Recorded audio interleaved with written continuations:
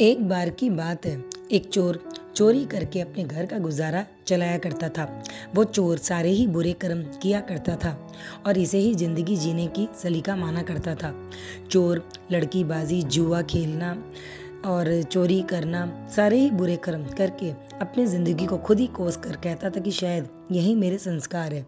एक बार उस चोर के शहर में एक बहुत बड़े पहुँचे हुए स्वामी जी आते हैं, जिससे मिलने के लिए दुनिया उमड़ पड़ती है। सब जन उन स्वामी जी से मिलने के लिए बहुत ज़्यादा बेचैन रहती है। ये चोर भी वहाँ पर पहुँच जाता है। चोर सोचता है कि क्यों ना मैं भी वहाँ चलूँ, पर चोर के मन में स्वामी जी के दर्शन करने की इच्छा नहीं थी। चोर के मन में लालच था उस चोरी का जो वो बार बार करता था। चोर सोचता था कि मैं यहाँ जाऊँगा तो मुझे बहुत सारा मौका मिलेगा ढेर सारी चोरी करने का, और रातों रात मेरे पास काफ़ी सारे रुपए और गहने आ जाएंगे। कुछ दिन तक की छुट्टी हो जाएगी, मुझे आगे कुछ दिन चोरी करनी भी नहीं पड़ेगी। इस लालच से चोर भी वहाँ जा पहुँचता है। सारे ही लोग सभा में बैठ के स्वामी जी की ज्ञान ले रहे थे। स्वामी जी एक के बाद एक काफ़ी सारे लोगों की ज़िंदगी सुधार रहे थे, काफ़ी सारे ज्ञान दे रहे थे लोगों को, और ज़िंदगी जीने का एक नया सिरा, एक नया सलीका सिखा रहे थे। चोर भी रह नहीं पाया, स्वामी जी के पास उसके कदम खुद पर खुद बढ़ के आ गए।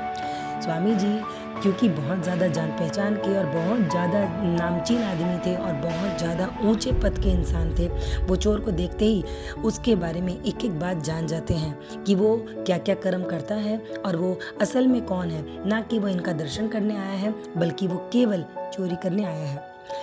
जब स्वामी जी के पास वो चोर बैठता है तो स्वामी जी को पूछने लगता है कि अगर मुझे भी अपनी ज़िंदगी सुधारनी है तो मुझे क्या करना चाहिए।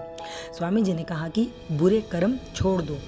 चोर ने कहा कि मैं बुरे कर्म अगर छोड़ दूं तो आखिर मैं अपने परिवार का पेट कैसे पालूंगा, मैं आखिरकार अपने परिवार को कैसे बताऊंगा कि मैं क्या लाया हूँ खिलाने के लिए। मैं सबको भूखा मरता नहीं देख सकता। चोरी करना मेरे लिए आवश्यक है, मुझे चोरी करनी ही होगी। मेरे छोटे बच्चे हैं, मेरा बहुत बड़ा परिवार है। स्वामी जी ने कहा तो तुम चोरी करो, तुम दूसरे कोई बुरे कर्म छोड़ो, कहीं ना कहीं से तो तुम्हें अच्छाई मिलेगी। तो चोर ने कहा कि ना मैं इधर उधर लड़कियों के पास जाना छोड़ सकता हूँ, ना मैं चोरी करना छोड़ सकता हूँ, ना मैं जुआ खेलना छोड़ सकता हूँ। आप क्या चाहते हैं, मैं क्या छोड़ूं? स्वामी जी ने थोड़ा देर सोच के कहा कि तुम झूठ बोलना छोड़ दो। चोर ने सोचा कि वैसे भी मुझे झूठ बोलने की ज़्यादा आवश्यकता तो पड़ती नहीं है, तो मैं झूठ बोलना छोड़ देता हूँ। चोर ने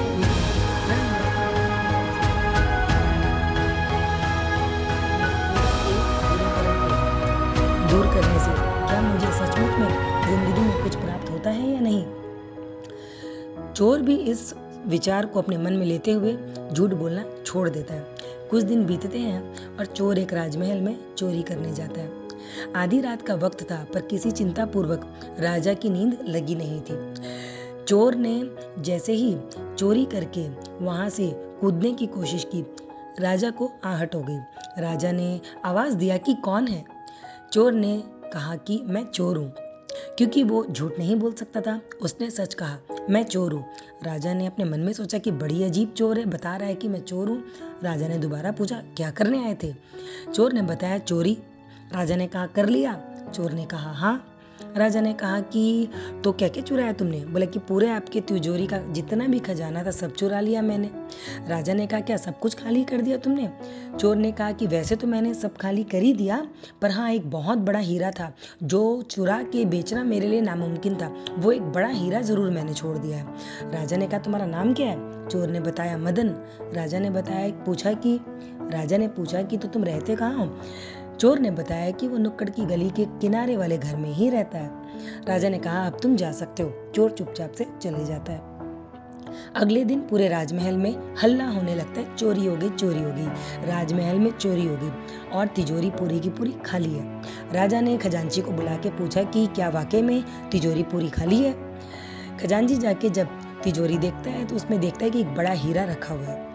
तो कि अगर ये बड़े हीरे को मैं रख लूं और अगर इस बड़े हीरे को मैं बेच दूं तो किसी को पता भी नहीं चलेगा और रातों रात मेरे पास भी बहुत पैसे आ जाएंगे। वैसे भी राजा देता ही कितना है और इल्ज़ाम भी चले जाएगा चोर के ऊपर। ये सोचते हुए उस बड़े हीरे को ये खजांची रख लेता है। उसके बाद फटाफट वो राजा के सामने आके कहता है, जी हाँ, सब कुछ चोरी हो चुका है। राजा ने दोबारा पूछा, क्या सचमुच सब कुछ चोरी हो चुका है? खजांची ने बहुत अच्छे से कहा कि जी हाँ, सब कुछ चोरी हो चुका है। राजा ने कहा कि ठीक है। तो राजा ने अपने राज्य दरबार के सारे ही सेवकों को आज्ञा दिया कि जाके मदन नाम के इस आदमी को इस पते से लेके आओ। वो मदन जो कि चोर था, वो राजा के सामने आ खड़ा होता है। राजा ने बोला कि कल रात को तुमने चोरी किया था? मदन ने कहा हाँ। राजा ने कहा, क्या तुमने सब कुछ चुरा लिया था? मदन ने कहा, हाँ मैंने सब चुराया था, पर एक बड़ा हीरा छोड़ दिया था। मैंने आपको बताया था ना, वो मैं बेच नहीं सकता था। राजा ने खजांची को कहा कि फौरन इसे कारागार में डाल दो। खजांची की माफी मांगने पे राजा ने एक ना सुनी और दूसरे ही पल इस चोर को तुरंत खजांची का पद दे दिया। चोर खुश होता, उससे ज्यादा तो वो चकरा गया। उसने सोचा वो स्वामी की बातों में कितनी सच्चाई थी। जिंदगी में अगर एक छोटा सा बुरा काम मैंने छोड़ा, एक छोटा बुरा कर्म, सिर्फ और सिर्फ केवल झूठ बोलने का झूठा कर्म मैंने छोड़ा, तो देखो आज मुझे रातों रात एक खजांची का पद मिल गया। अगर मैं और भी बुरे कर्म छोड़ दूं तो ना जाने भगवान मुझे क्या से क्या दे देगा। इस सोच को अपने मन में रखते हुए चोर ने खजांची का पद छोड़ा और दौड़ते हुए स्वामी जी के चरण में जा पहुंचा।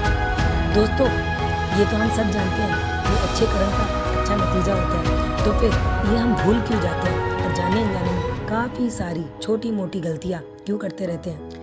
फ्रेंड्स, आई एम श्योर आपको ये स्टोरी बहुत अच्छी लगी होगी, बहुत इंस्पायरिंग लगी होगी। So come on, please like my video, please subscribe if you are new to my channel, and from now onwards you can even become member of my channel and get exclusive perks. For more information, see the description box. Okay, thank you.